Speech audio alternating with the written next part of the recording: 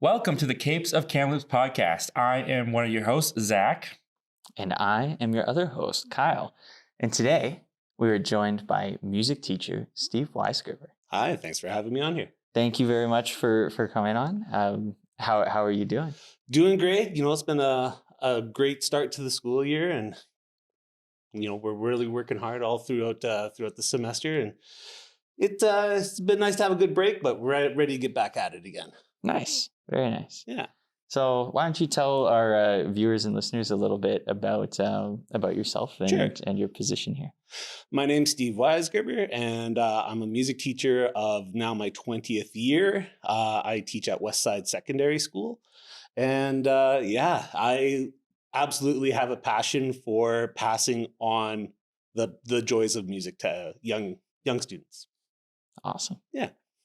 It's very appropriate because today we are discussing Mr. Holland's Opus, the 1995 film starring Richard Dreyfuss. So we're very honored and thankful that you could be here because it's always great to get insight to someone who actually does the profession that we're talking about the film with. Yeah, I would love it. It was a great film. I think, I got introduced to that film in a roundabout way more because of my music teacher when I was younger in junior high. And we played the music from Mr. Holland's Opus first. Like, I never saw the movie first.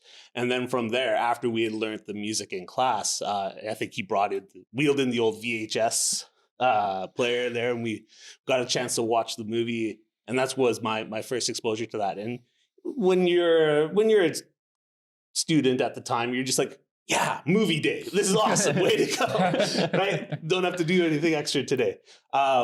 But then as I've grown in my profession, I've watched it a few more times, even in university, just to kind of analyze what that movie was really like. And then again, in my adult years, just kind of a little refresher, or even just in passing on the TV screen as well. So it was a great one to watch.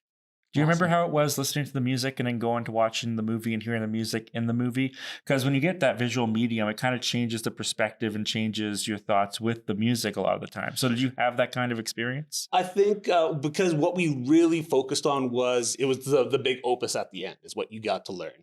And so it was kind of like we were waiting to see where were all these influences of the music that was written. Where were they coming from in the actual film? So then you're like, oh, okay, there's a little Beatles influence here, or a little bit of 70s influence here, his rock and roll history, his classical history that's kind of in there, and the composition comes out. So did I really recognize that when I was younger? No, definitely not. But more as an adult and as an educator, definitely, yeah. Nice. So how closely would you say Mr. Holland's journey as a teacher and as a musician kind of reflects your own? I think it will reflect a lot of people's journey in the sense of when he first starts. I think a lot of new teachers kind of go in the same path, and it's like you're fresh out, you got all these energetic ideas, and you're ready to basically take on the world and try something new every day. And you just don't have all the tools yet, and you're just learning and building up that experience. And then you can see that in Richard Dreyfuss when he first starts. He thinks like, the kids are just not teachable, and he hasn't figured out what his connection with the kids are yet. I think I was a little bit like that when I first started as well. Like, I just had my vision, and I didn't take the time to really connect as much to them right away. And as I started getting more comfortable in my position, working with kids and working with students, was I realizing, hey, you know what? It's not about what I really want to have happen from them. I want them to learn the stuff. I want them to be able to enjoy it. I want them to have the appreciation of music. And that's where you start to see him get a little bit more professional in his career in the movie. Nice. Yeah. One of the things I really enjoyed was like when he starts teaching rock and roll and starts really figuring that out. Are there any kind of like modern equivalents of ways that you kind of get kids interested? Well, I think it's exactly that, using the modern music of the times that people have really enjoyed. Now, it's not to say you can't play some of the older music or anything like that, but when he was like, I'll teach anything from, I can't remember what it was actually in the movie, but he says, I'll teach rock and roll if it makes a kid appreciate music. Absolutely. I'll do that, no problem, because if it means that it's connecting a kid to wanting to play an instrument, 2 thumbs up. Nice. We were talking off camera earlier that you, outside of the school building, have a band and will do gigs. And in the movie, Mr. Holland also kind of has artistic goals outside of teaching. Eventually, he finds the purpose in teaching, but there's some tension throughout the film with his artistic goals in personal life and also his teaching of music. Do you find any tension in your personal life with music teaching? Finding tension, it's more about finding time, right? You become really good at scheduling as best as you can. And, when you're in your bands with your best friends and stuff like that, it's you make time for each other as best as you can, but you also are flexible with that. They know that my profession comes first. If I have band concerts, that's always going to be the priority. Absolutely. But when we can find those moments to get together and play music, that's ideal. But I'd say it's all about really finding time. And for me, it's a little bit of like scheduling. Is there a difference of appreciation of music when you're playing on your own with the band and when you're teaching in the school building? Do you feel a difference between the two musical scenes, or is it all kind of the same, like music, just interest that you have? Oh, I'd say like it's definitely, I can appreciate it because I don't have to go in there as an educating role with my friends or in the bandmates and tell them what they need to be able to do. It's we all get a chance to bring our own voices to the music that we create and get to do. So I get to just kind of enjoy the music as much on that side. And it's not to say that I don't enjoy the music when I'm teaching kids. It's just I'm in a different role, being the educator, trying to show them how to get their appreciation, which I guess in turn gives me the same amount. Nice. So yeah, on that note, the film kind of talks a lot about reaching a student kind of more personally, not just on like a technical note. So how do you as an educator find those ways to get kids interested beyond just the technical aspects of music? Oh, I think you got to try and find their connection of what they really like to do. So yeah, I'm going to be playing specific music in this classroom. Everyone's got to do the same thing.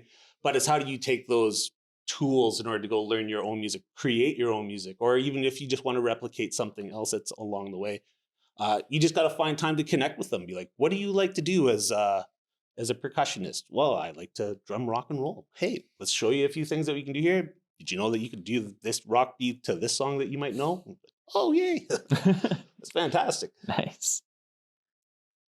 Have you ever had a student challenge your perspective or your point of view on music or teaching in the class? Because we see that happen in Mr. Holland's Opus. He gets challenged by his students and it grows him as a character within the movie's narrative. How is that affected in your real life being a teacher? Have you had a moment where you can look back and think of a time where a student actually changed what you thought or your perspective on music? Maybe not my North Star, like, my philosophies of everything, but there's always moments where we can have dialogues and conversations and challenges where students might say, can we try doing things in a different view or a different path? And you just be open to it, because if that's their creative path that they want to try and work on, hey, that works really well. But overall, is it going to change, my philosophy that I believe that we're trying to create good social emotional students and everything else? I've never had a student ever challenge me on that particular core function, but definitely when it's the day-to-day stuff, I think we're always being challenged. And I hope that I'm challenging them as well. Nice. Yeah, that's kind of one of the things over the course of the movie. We get to see such a wide span of time. And Mr. Holland, as he gets challenged and kind of learns more, he really adapts different teaching styles. How have you found that your teaching style has changed from when you first started to now? Absolutely. I think anybody who's trying to gain experience in their profession will adapt and become a little bit better. I think I was very rigid in my beginnings of my focus of this is my plan, this is what we're going to do, this is my me kind of stuff. And as I changed that philosophy around a little bit, it made my life a lot easier. So I definitely saw changes in how students want to learn, how they learn, that it's not just always, here's a piece of paper with notes on it, away you go. You want to be able to try and make those connections with them. And that was the true connection for me, was when you found out that it's not about always teaching the notes that are on the page. It's about teaching the student and connecting to them. They're going to make a much greater connection to the music after that. Nice. You mentioned that it's your 20th year, right? So congratulations. That's awesome. Yeah. Thank you. Obviously that means that you've had a lot of growth as a teacher. I'm sure you look back at your earlier days and you know, maybe criticize yourself a little bit or wish you could do things a little bit differently. And I think we see that in Mr. Holland's Opus as well. We see how his first day, he's a little bit more resistant and closed off to the students. And then as time goes on, becomes more open and accepts the challenges as well. So how would you describe your journey as a teacher in your journey in your career? In my career, well, I've definitely, like I said, gone from starting from the textbook, like what Mr. Holland was. Here's open the page such and such, and tell me about this in musical theory. Getting away from the strict rigidness of that and being a little more open was probably the best part there. Going from being able to not just tell kids what to do, but then getting how to explain and play for them as much as you can. So now you're giving, examples, which Richard Dreyfuss does in there, where he starts playing the piano and does the Toys song. And they're like, oh, well, it's that one particular song. Sorry, I don't remember what it was by the Toys. And he's like, no, it was this particular classical piece, which again, I can't remember what it is. Was there a turning point in your teaching career that you can harken back to, like a very distinct memory where how you viewed teaching and how you went about your teaching methods, like it changed for you? Like, can you remember a specific moment in your career? Yeah. Okay. So I definitely can remember when a student came to me one time with a composition that they created, and they said that they would like the ensemble to play, the band class to play it. And when I looked at it and I thought in my head first, I was like, well, it's not something that I would have purchased for the school, or it's not something that I thought we would do. But then when I think about it a little bit more in the moment, I was like, wait a minute, this child has created a piece of music and they're using their creativity to express themselves. And that was a moment where I realized I don't need to do all the things myself, and I don't have to plan everything. They have beautiful ideas. They have great creativity, and they're able to, once they have some training and some work with it, they're able to create some amazing stuff. And we actually ended up playing it. It was quite tough. They created a very hard piece of music, but it was, to me, that was a great turning point that made me realize that I don't need to do everything. They can do a lot of it already. That's really amazing. Yeah, you just work with them. Wow. Cool. Kind of on that note, Mr. Holland seems to get like the most out of one-on-one time with students. Do you find that you have enough one-on-one time with students in kind of this environment? And also, do you find that it makes a difference to have that time? Well, definitely does make a difference. Anytime you get an opportunity to just connect one-on-one where you don't have other distractions will definitely help, like any type of tutoring. Do I have enough time? I mean, I'll make as much time as I possibly can within the times that I have. So I actually say, like, if you want to work on your saxophone playing, or you want to work on trumpets, or you want to work on just how to read your music, tell me what lunchtime you want to get together, and we'll work on that. So again, it's always about time management. Students have a lot of things that they do after schools nowadays. There's so many extracurriculars that they're involved in. So you're kind of fighting a little bit for that time as well, but you want to give them every opportunity to succeed in that sense. So I find that you just got to tell them that you're available and you're there to help them as much as they want, and they'll use you however they need to come to you for help. Nice. And can you talk a little bit about, from the teaching perspective, you're also kind of involved in some of those extracurricular things, like band performances and everything. How does that affect your kind of personal time?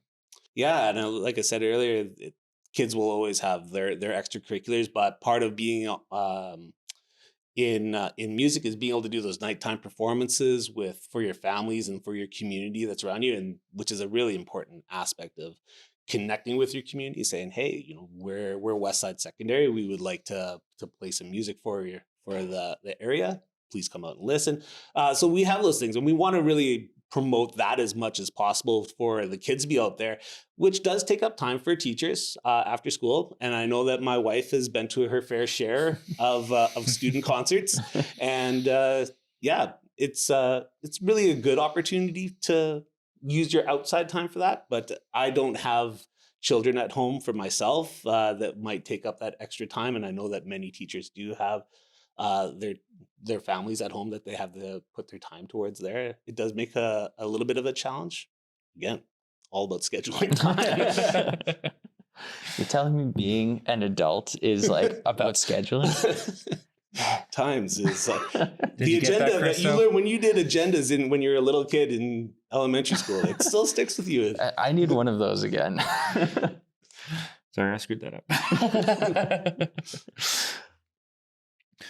Earlier, you talked about how one thing you learned was you don't have to do everything by yourself. That was referring to the students. But in the movie, we also see that there's a lot of collaboration between teachers, with Mr. Holland taking on a football player from the gym teacher to get his grade up. And so the collaboration of teachers in the school system, is there a lot of that happening? Like, have you had an experience like that from Mr. Holland's Opus where you were passed off a student by another teacher to perhaps not at that sense like they did in the movie where very specific. That's a very specific. Yeah, you're not going to take this one particular athlete and make sure that they can play a piece of music in order to increase the grades.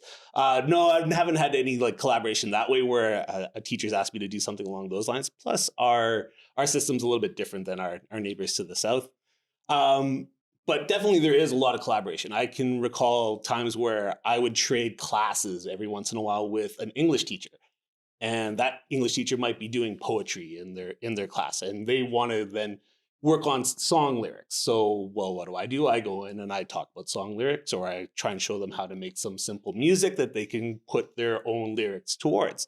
Meanwhile, my English teacher might be with my band class, and they might be actually learning how to write some of the lyrics so that when I come back to that class, we can do almost the same assignment, but in different fashions at different times. So collaboration happens a lot between teachers. Definitely one of the things that really makes our lives a little bit easier is when we make those connections in our schools with our other colleagues. Again, doesn't have to put it all on yourself. Nice.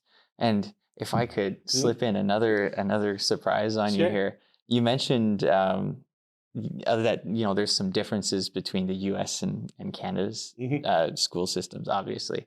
Was there anything else in the movie that kind of stuck out as like, this is maybe not a Canadian system thing? Yeah, I mean, just the sheer volume that they have in their schools for down there would be probably a difference, but really not that much in terms of what they're trying to teach. It just might be different fashions and maybe a different emphasis, but I'm not a master of American curriculum in that sense. But yeah, I'd say we're somewhat similar in that sense. Nice.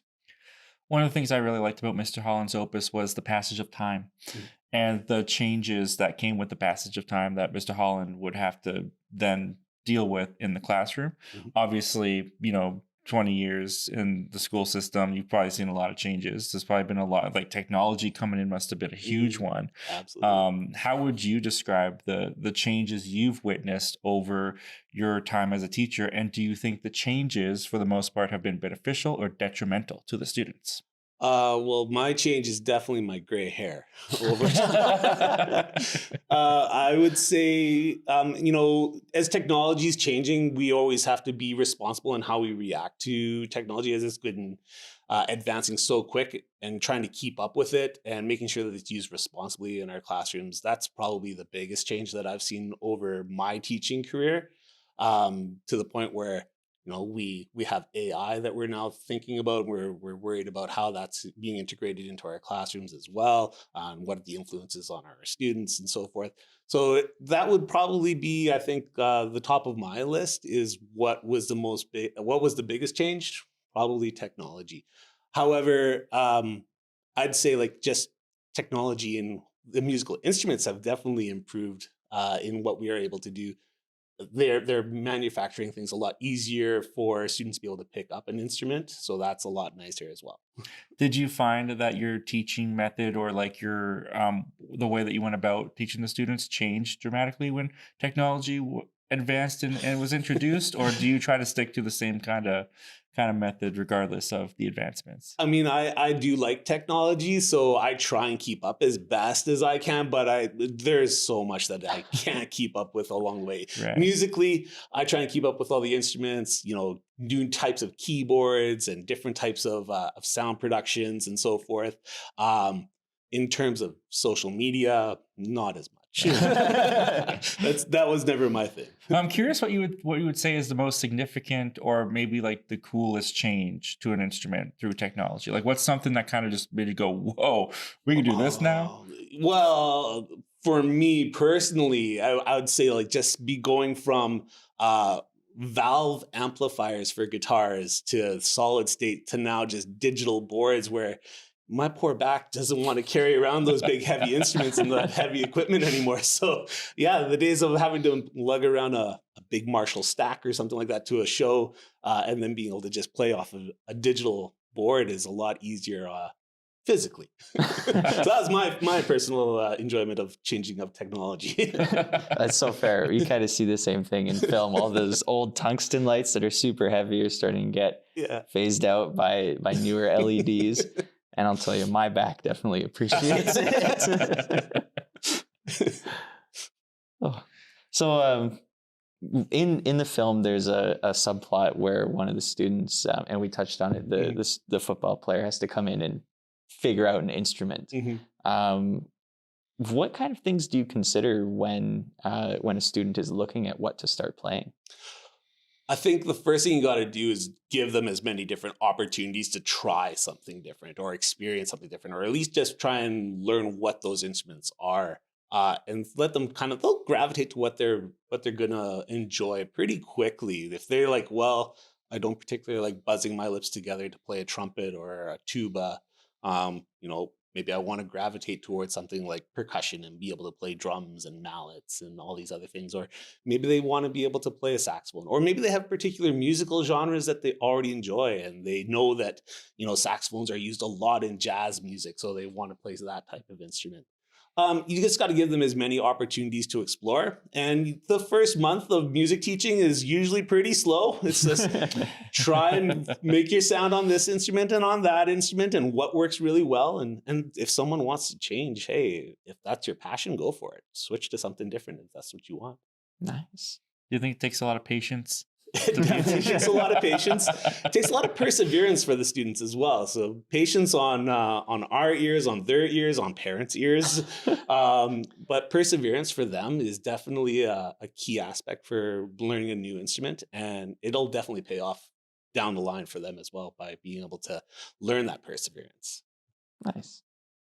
And have you had any interactions with students after they've graduated where maybe they, at the end of the film, Mr. Holland sees all the students he's taught come back. Have you gotten to see a student who's pursued music outside of school? Yeah, I've definitely seen a few that have gone on into music. I've had some that have gone on to become a lawyer even, but have just really come back and have said, I really appreciated this. I have my teachers that I've definitely appreciated in my time said, I may not have gone on to go into chemistry, but I truly appreciated the way that this one teacher taught me. Mm-hmm. And that's what we're aiming for. So I've definitely had some students that have gone on to work in music. I have some students that have gone on to work in trades and technology, but it's all about that music appreciation carrying on with them after. So yeah, it's always really rewarding and heartfelt, like when you see those students come up to you a little bit later in life, or they might get a random email from somebody that you have no idea, and then you read this and it's like, oh, this isn't spam. This is actually a student that wants to reconnect, and you're like, oh, it's nice to be thought of again. Nice. That's awesome. Obviously something went right. Yeah, I definitely I really lucked out with the vast majority of my teachers. So all of you, thank you. You guys were awesome. So yeah, I'm glad that some students have reached out and said similar things. All the nice ones. Well, with that, I think it's time for a little feasible or flimsy Feasible segment. or flimsy. Mhm. All right, I'm going to bring this one closer because I need to read this a little bit better. So, as Kyle and I are not teachers, and we've been out of school for quite some time now, we're a little bit more naive to some of the stuff that happens in the movie, and we sometimes get into debates whether we think that that's realistic or not. So we've come up with this segment called Feasible or Flimsy, where we just take a couple random scenes in the movie, ask you what you think. Is it feasible? Could it happen? Or is it flimsy? It was just made for the movie. There's probably no way that would actually occur. You got it. All right. All right. So, first one. Mr. Holland turns a struggling clarinet student around by giving her a one-on-one pep talk and encouraging her to play The Sunset. It's a very fast scene and she gets good real fast. So, is this feasible or flimsy? I think there's some fancy dialogue that's put into there. I actually think that is mostly feasible because this is a student that you could see was practicing really hard. And while maybe the technique thing might not have quickly as snapped as easily in there, sometimes students do just need that moment where it's not about reading the notes on the page and just having a moment to turn their thought process around. And sometimes it really works. And they call them turning points for a reason. So I do think that it is feasible. Sometimes. Depends on the student, I'm sure. All right. Our second one. Mr. Holland adapts his curriculum to include rock and roll to engage disinterested students.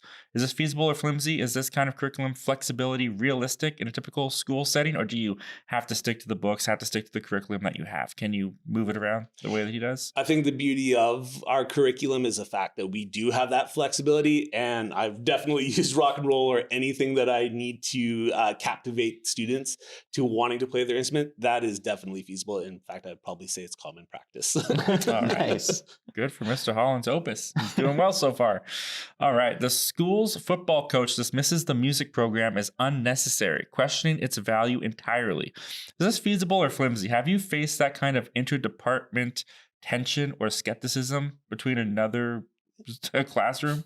Personally, I'd say that's pretty flimsy. I think all of us are in the profession of being teachers that we want to see success out of all of our students, that we're not going to just quickly dismiss what's going on in our classrooms.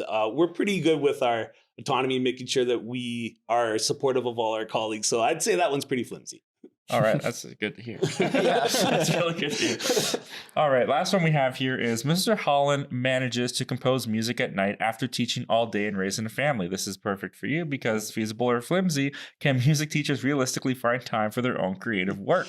Absolutely, that's feasible. And as I said already in the podcast, it's about scheduling. It's all about finding that time that you have and making sure that you connect with your people that you enjoy playing music with, and maybe your loved ones as well, that say, hey, today might be a day that I need to go and play some music today instead. So yeah, definitely feasible. You can always find time, especially if it's our passion. Sometimes teachers get burnt out from their jobs, and you have to find that and schedule that time that's going to recharge that battery. And for me, that's always been music. Nice. Do you think that time, that personal time with the band and doing your own separate thing with music outside of school helps it to keep it from just becoming a job? From which part of it being a job? Sorry. Music, just like teaching music. Like if you didn't have your own personal artistic goals with the band and everything that you do outside of the school, do you feel like music would become just kind of a job to you? Like, oh, I clock in, I teach the music, and then you're just... That's fair. No, I don't think that would be really my thing, mainly because teachers, we go into our jobs as a passion. Right. I'm super passionate about music, and I'm passionate about making sure that kids enjoy that. And any day that I have a student that has a smile on their face after playing an instrument, that instantly rejuvenates what I want to do. So, yeah, I'd say, I'd always say, like, I would always be a music teacher no matter what, even if I didn't have my outside batteries. That's what you want to hear. That's awesome. That's perfect. So as a music teacher in Kamloops and specifically in Westside, is there anything that the community could do to better support your program and your work here? Oh, I have a fantastic parents group already out helping me, and it's nice to know that it's not always on one person. Anything more that they can do, they should just come out and enjoy the music that kids are playing. That's probably the number one thing, that they feel that they're appreciated and their hard work is enjoyed by audiences. And so I'd say go out and listen to as much live music as you can. Awesome. Well, perfect. I think that was all of the questions we had. Yeah, no, this was a very Yeah. like educational and informative talk. I'm glad it helps. So we really appreciate you being here. Thank you so much for joining us. I appreciate being on here. We Thanks do so have to much. do one more thing before we sign off, though. Okay. We have to rate Mr. Holland's Opus. So we have 2 ratings that we do on the podcast. The first one, on a scale of 1 to 10, we rate it on realistic. 1 being completely unrealistic. This would never happen in the movie, or the movie could never happen. And 10 being the most realistic. Oh yeah, this movie is 100% factual, and this basically looks like my life. And then we have another rating of just the movie itself on a scale of 1 to 10, 1 being complete garbage, 10 being the best movie ever. So how would you rate on those scales Mr. Holland's Opus? Let's start with realistic on a scale of 1 to 10. Realistic 1 to 10, I'm going to give it an 8. An 8 out of 10, because I feel like there are a lot of great connections for teachers and music educators in that film as well, and we can relate to some of it. Nice. That's pretty good. 8's pretty good. 8 out of It's 10. really good. Yeah. What are those 2 points? Where are they missing?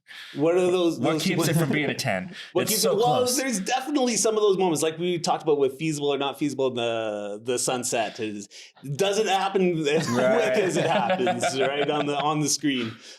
We unfortunately spend months or days, weeks, months, and a full school year into training these kids to be able to express themselves through their instrument. So it doesn't always happen as quick as it happens in Mr. Holland's Opus. That's fair. 8's really good, though. 8's really good. Can it get another 8 or higher with the recommendation? Do you give it a 1, garbage, 10, or in between? How would you recommend Mr. Holland's Opus? I'm going to still bring it up there. I'm going to give it a good 10 because I still love There it. you go. I think it was great. Best movie ever.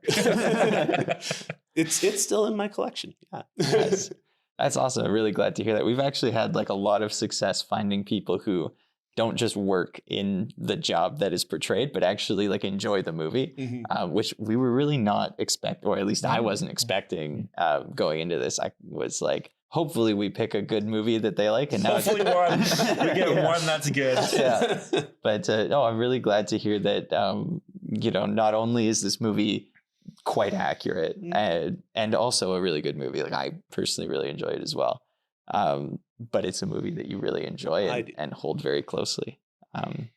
So with that, thank you again so much for coming out. And you guys all heard it here. Come out, support, and listen to the music that the students here create. I know I'm going to have to try and make it out now. So I appreciate Maybe don't come to the school, but when there's an event, definitely keep your eyes When we open. have our concerts, you guys are most welcome to come by. I'll make sure you know when those upcoming events are. Perfect. Yeah,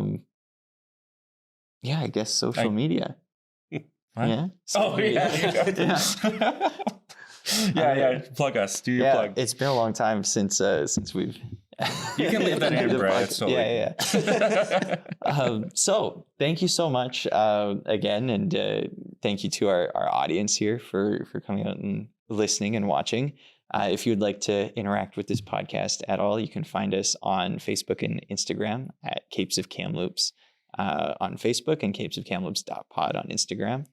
I think that's everything for us. So again, thank you so much, Steve. Is there any wise words you'd like to end on? For anyone who hasn't picked up an instrument, you definitely should try it at least once, no matter what.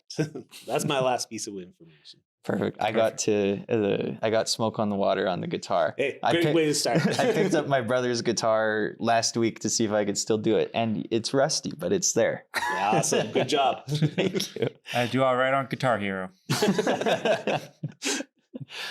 Thank you, everyone, and have a good one.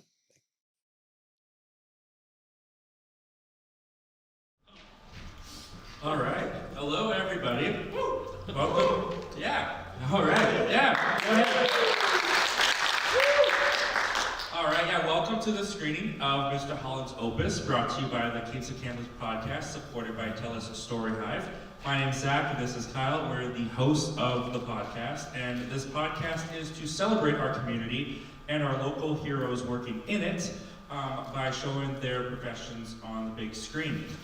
This podcast is going to be video format, and we're going to be doing an interview with a teacher working within our community paired with this movie.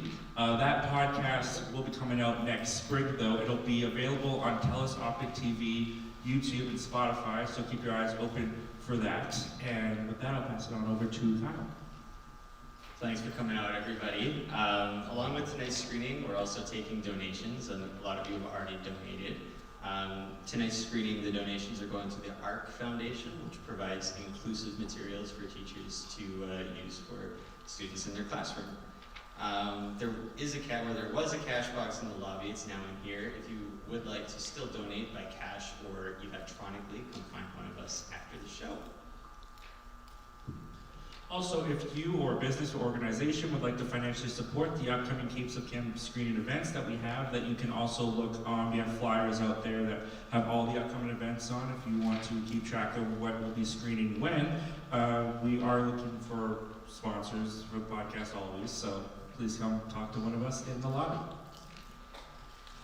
And lastly, we'd like to thank all of the volunteers and the organization here at the theater. They have been a huge help with us. Advertising event, obviously giving us a place to do these screenings. So huge thanks to them, huge round of applause to them. Thank you. And with that, enjoy the show.